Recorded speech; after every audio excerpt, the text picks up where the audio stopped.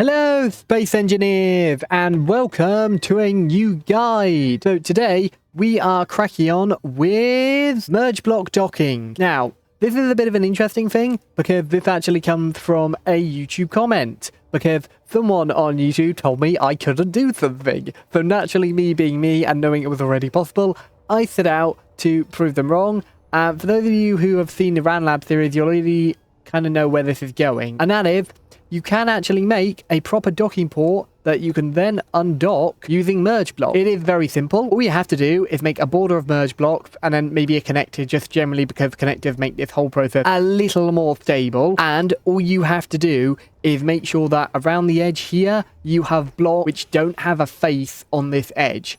For example, if we took that block off and we placed this one on, these two would merge together on this end, essentially, and you would be unable to undock them because they would be stuck. You need to use blocks which don't have a edge, like these, essentially. Because they don't have a face, they only have this edge here. This edge doesn't actually merge to this. It's only the merge blocks which actually dock. You can also do it with small grids over here, and we'll get that in a second. But anyway, if you want to create a proper corridor, you'll need to do a setup like this, where you essentially have a corridor with these blocks, where these will all merge together and lock and be completely airtight, and will work perfectly. But now, what we're going to do is we're actually going to hop into one of these. I believe this is the chair. Yeah. Now we're going to look around, essentially, and we're just going to very simply going to back it up and try and dock this, which should mostly go well. Come on, buddy. Here we go. Oh, here we go. Here we go. Here we go. We're nearly there, nearly there, nearly there, nearly there. Oh, and look at that. We're locked. Now we're just going to try and come to a complete stop. Note to self, I should have probably made one of these into a station. That would have been a great idea. So now, if we actually go and pressurize this, where's the vents in here? Did I actually put oxygen in the tank? Okay, I put air vents on this, but I didn't put oxygen. Okay, we'll be right back while we just quickly whack an oxygen tank on something here. There we go. We've got oxygen tanks on here, and now what we'll do is we'll fill up all the doors. Everywhere should pressurize. Oh, and we'll need to lock the connectors together as well. So, because we actually had connectors on the docking port. So if we actually go and lock all of these connectors, make sure all of these are locked as well. There we go. Now, as you can see, this is now pressurized. But if we open this and walk straight through, this whole thing is still pressurized. So we can open up all the doors. This whole thing still pressurized, even though this is a docking column. Look, if we close up this and we close up this, this actually has a complete air seal. Whereas if we actually break this as well, you'll see it completely depressurizes. It doesn't quite form an airtight seal here, but it does with this. So if we put the blocks back like so, still, you can see it's not properly locking across, but that's only a visual bug.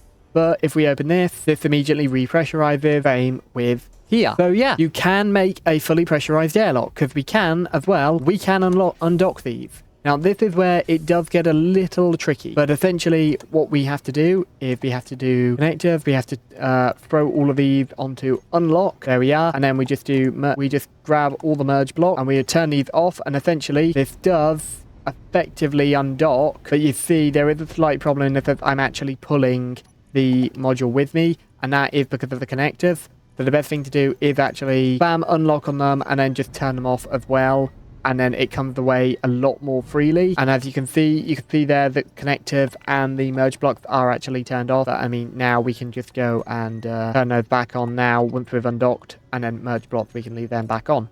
But that is how you do it. And genuinely, it is surprisingly stable. I feel like maybe if you put blocks around here, you could potentially get a better airtight seal, but even if this gets blown up, you've still got a auxiliary airtight seal. But now we're just going to go over to the smaller grid ones with these little ships here, which, if you've not already realized, are actually my attempt at the Martian ascent vehicle from the film The Martian. Anyway, all we have to do is very carefully fly towards this. Oh, that was a bit strange. Now, you see, it does kind of rely on getting these lined up. But you see, once they're orange, you know you're a lot closer. Ooh, okay. And the important thing is as well, you do need to get...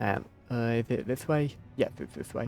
Yeah. You see, the thing is as well, it's very difficult to adjust when the merge blocks are yellow. So you kind of have to be quite careful. There we go, we see. And now all we have to do is push.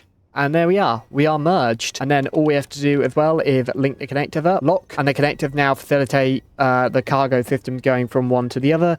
So this can also be used for ship refueling as well, if you want it to be completely stable. Now if we open both of these, we now have a full docking connector through all of this. As well as that, we do have a solid floor here, which is perfect. But if we actually go down here and close this off for now, and we actually go around to the outside, you'll see that these two haven't actually properly merged because they are simply just, they don't have a way to merge. They're just edge blocks. And even though you can kind of see into the corridor there, it's still classed as airtight, which is interesting. So we'll now go in the other ship, which, you know, is exactly identical. But if we just simply climb up, seal this off, this will repressurize. We can open the doors here. We can walk into this airlock. We can close this door. And as you can see, this is saying perfectly airtight. So now all we have to do is undock them.